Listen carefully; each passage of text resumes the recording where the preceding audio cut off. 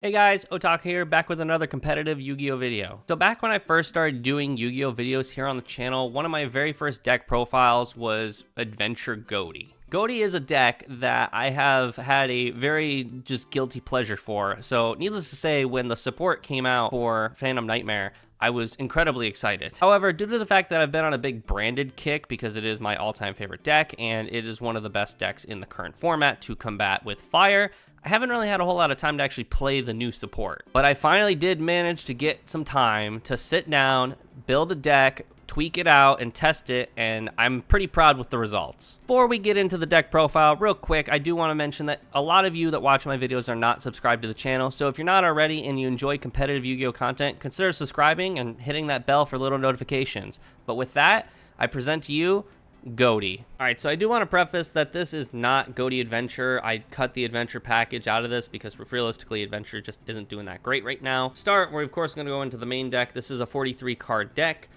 We are running 3 Paces, 2 Shift, and 1 Zep. These are our tuners. Paces, of course, being the best one. You just summon it and then tag them out into the Banish pile for cost and summon out a fish.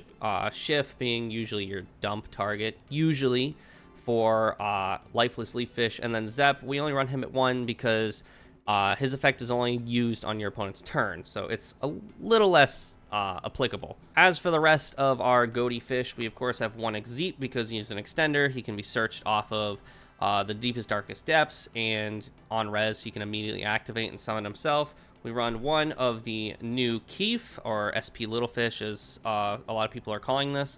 Card's just really good. It's literally just SP Little Knight, except he comes back and your opponent's monster does not. We do run 2 of 6. I know a lot of people are not running, or they're only running like 1/6. I think 6 is just absolutely insane of a card, and it's kind of like your starter. This, with it being level 6, it can tribute over like a lot of the stuff that your opponent will lock you into, like, you know, doing branded things, but also card's just really powerful, being able to not only get itself out of the banish pile, but then also to kind of do a bunch of setup, because both of its effects banishes fish, so you know you can manage to banish a handful of different resources moving down the line, but also it just searches any fish, literally any fucking fish. It's not restricted to Ghoti, so it's very generic. 1 Snopios, you can run 2. I don't like it, mainly because I'm running 2 of 6. But Snopios is just kind of like your interactivity on your opponent's turn, aside, of course, from non-engine. But also, just being able to target any card on the board, and when it leaves the board, it's banished. Really good against fire, because you can just target like Poplar or Flameburge, and the moment they link it away, it's gone. But a lot of times you do target itself, just so that way when it gets banished, you can bring it back to your hand. For the rest of our fish, we run 3 lifeless leaf fish. This is kind of just your 1-card starter. You just use this to, you normal summon it, put Shift in the grave, or even 6, just depends how your hand looks, and just kind of move from there. Level 4, so it can help you bridge into level 6s. We run 3 Abyss Shark, again, kind of a 1-card starter. You do need a monster on the board, and it helps you, you know, make rank 4 plays. And we run 1 Angler, which usually is your search off of Abyss Shark, and then 1 Batunaful. I consider running 1 for 1 in the deck. I don't, but Batunaful basically is just Paces, but less usable. It does consume your normal summon, but it helps you get into stuff. But I only run it at 1 because it's not the most ideal scenario. I'm actually considering cutting it. The only other remaining monster in the deck that isn't non-engine, of course, is Ice Jade Ran Adrian. I run 2 of it. The entire deck is water. So for those who don't know what this card does, you discard a water from your hand, special summon this from your hand, and then you special summon a level 3 token to basically turbo out a level 10 synchro, because this card's a tuner, and then the token is a level 3. The only catch is that you can only make a water synchro, which is fine. You can go into Chang Ying, you can go into the Ice Jade level 10. You can technically go into Ghoti of Deep Beyond, although I wouldn't recommend that. But the Synchro is kind of, the Synchro 10 for Ice Jades is kind of the go-to, because its effect makes it so your monsters can't be destroyed or banished by card effect. And then also, it can banish as a responsive effect to stuff your opponent's doing. So they just go Poplar, or like they go Snake Eye Ash, search out Poplar, and then you activate Poplar to summon it, and then you just activate the Ice Jade to banish the Poplar.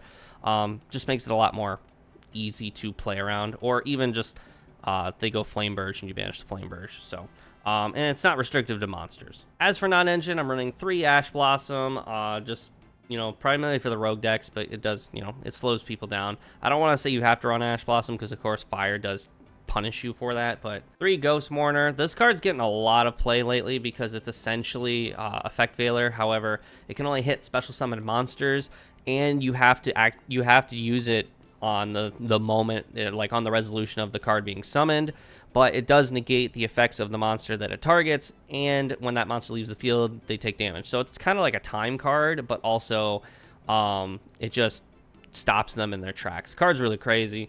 We run 2 Nibiru. I would run 3. For some reason, I don't have 3, even though I opened a bunch of Rarity Collection, but I only have 2. I must have traded them away. But and then we run 3 Effect Veiler, and of course, we are playing a Shifter deck. I main deck the 3 Shifter. You can side it if you want, but I main deck it because Ghoti isn't severely punished by it. So, and then of course, you know, fire can't completely play under it. The deck doesn't run a lot of spells or traps, but what we do run is 3 of the field spell, the most distant, deepest depths. This is kind of like your starter card. Just helps you banish a fish from your graveyard or your hand and then search out another Ghoti. Card's insane. Also, it can't be banished as long as you control a synchro fish monster. We do play 1 Terraforming to try and get to it.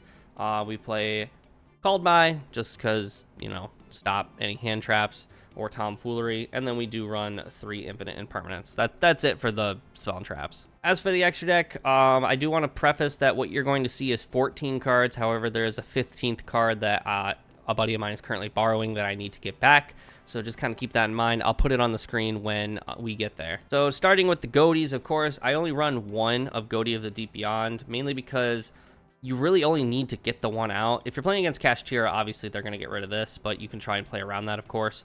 But this card's just insane. You summon it on your opponent's turn, and you just banish the whole board. However, if you have the field spell doesn't get banished because when this card was activated, you controlled a synchro fish monster. So the card's just cracked, and also it comes back on standby phase, and it gains a bunch of attack based off of how many cards are banished. So like I said, you really only need the 1 because realistically, if you get this onto the board, you probably should already be winning. Then I run 2 Ariapos and 2 Escan. Ariapos is being one of your 2 level 6 synchro monsters that you can go into on your opponent's turn. Card is also just a bridge. You summon it, you can banish 6, you can banish Snopios, you can just banish a bunch of stuff, and then when it's used as a synchro material, you can use it to search something out of the deck. As for Escan, Escan's just there. He's your interruption. He helps you banish shit from your opponent's field, and then also he can bring himself back literally immediately as long as he's one of the targets that gets banished. As for the remaining fish synchro monsters, because our Ghoti tuners require that you use their quick effects to synchro summon into synchro fish monsters, meaning that our options are semi-limited to an extent. So what we do is we run 1 Fish Lamp. I think this card's really good. I know a lot of the Ghoti deck, a lot of the Ghoti players are not running this card, but basically you just summon like Keef and like one of your tuners, make this, and then most likely you have other extension to get into another tuner and synchro this into a Ripos, and then this card will summon 2 tokens, and not to mention, it pops a card. You can banish it from your graveyard to target a card on your opponent's board and blow it up. I think this card's really good.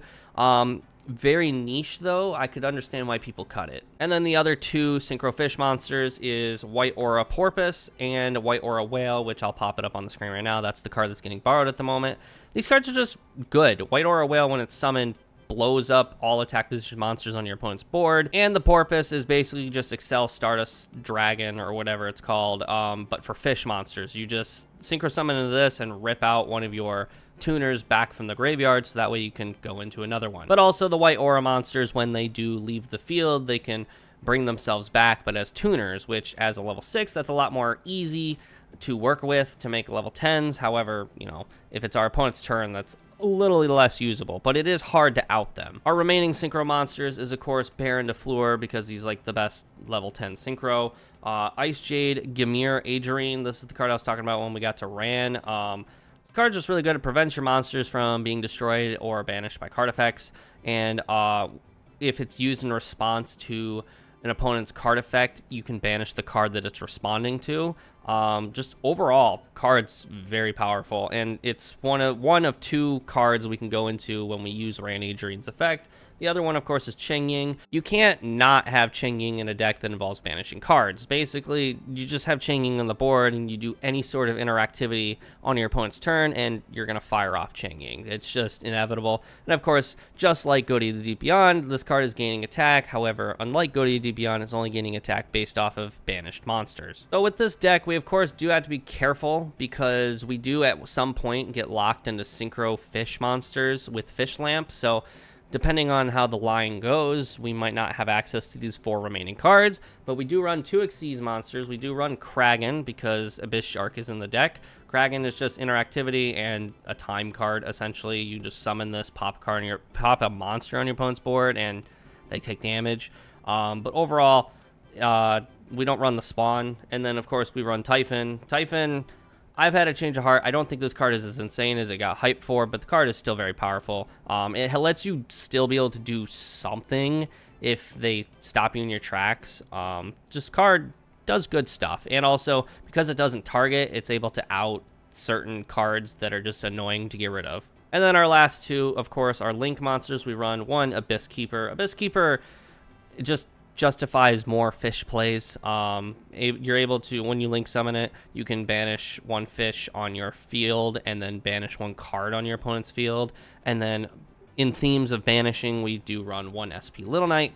Yeah, I don't really have to, go into depth about SP Little Knight. This is the card of the year, essentially. Just incredibly powerful and incredibly annoying to out. It does force people to go into the battle phase sometimes because they just can't get around it while it's on the board. So it can buy you a turn, and like I said, it just plays more with the theme of the deck, which is just banish shit off your opponent's board. Now, if you've watched any of my past deck profile videos, you do know that I normally show off the side deck. I am, as of this very video, going to stop doing that, mainly because side decks should be tailored to what event you're going to, whether it's a case tournament, your locals, regional, Nats, Worlds. So just kind of watching someone talk about their side deck can be informative to kind of learn what can go with the deck. But overall, I think side decking is a scenario where I can give you suggestions, but overall, you kind of need to tailor it for your own event. And what I show you might not be tailored for the kind of event you're going for. So I'm no longer going to be showing off side decks. That being said, I am still going to, of course, show off a test hand. Now, bear with me. I'm still learning the combos for the most part. But we, as usual, are going to assume we are going first, and our opponent has 0 interruption. So, of course, to start, let's start with our first 5 cards in hand. And immediately, we are looking very, very good. We will just immediately out the gate start with Terraforming to get to our field spell. Again, we are assuming they don't have Ash Blossom to stop this, so we will go the most distant, deepest depths. I will, of course, activate it, but we will not use it just yet. We will normal summon the Leaf Fish, and we will go Leaf Fish effect. Off of Leaf Fish, we will banish, or we will dump 6, and then we will go most distant deepest depths effect to banish the 6. So off of our most distant deepest depths, we will be searching out Schiff, the Fairy of the Ghoti, and then on the resolution, we will go 6 effect to banish a fish from our hand, field, or graveyard to special him back from the banished pile. So we will banish the Paces to summon out the 6. And then we will go 6 effect. When he is special summoned, we can add a fish and then banish 1 from our hand, field, or graveyard. So it is in this scenario, we of course will be searching out the Abyss Shark, and I will be banishing the Schiff from my hand. At this point, we do have two fish that are banished, both of which are our tuners, so we will have plenty of plays on our opponent's turn. But because we control only water monsters, we will go Abyss Shark to summon himself and search out a fish from the deck, which is going to be level 3, 4, or 5. And we will be searching out, of course, the Angler, wherever the fuck he's at. Top of the deck, as usual. Now, before we go and summon the angler, we will be summoning Keef, the Merc of the Ghoti. Main reason we are doing this is because we control a fish monster, and that way we can make a couple of different plays on our opponent's turn, but also this card has some sort of interactability on our opponent's turn, and then we will, of course, summon the angler. But we will just immediately go into an Xyz monster with the angler and the Abyss Shark. My board is getting incredibly full here. So we will, of course, summon out Kragan. And then because our board, of course, is getting a little full, I will just link summon into SP Little Knight because we are not currently locked into anything. This is an incredibly powerful board simply because we have Ghost Mortar in hand, so we can stop something that they special summon. We have Kragan to pop something on the board. We have the ability to, of course, go Little Knight in response to some things. We have, of course, these two on the board, or ability to come back in standby phase, which with 6 will justify a Sconn and then Ghoti of Deep Beyond. So we have just a lot going on here. And just there's like several point of interactions. We have 1, 2, 3, 4, 5, a Sconn if you count him, and then Ghoti of Deep Beyond to banish the whole board. This is just a very like good end board. I know, veteran Ghoti players that have been playing the new support for a while are probably looking at this board and thinking it's very atrocious, but again, I haven't had a whole lot of time to practice the Ghoti builds and all that, so bear with me on this, but this is still a very powerful end board. It does, however, kind of die to like Dark Ruler no more, but unless you're playing Branded, you're not really running that right now. That's all I got for you guys today. Let me know what you guys think in the comments down below. Don't forget to leave a like on the video and subscribe if you're not already. And with that, I'll see you all next week. See ya.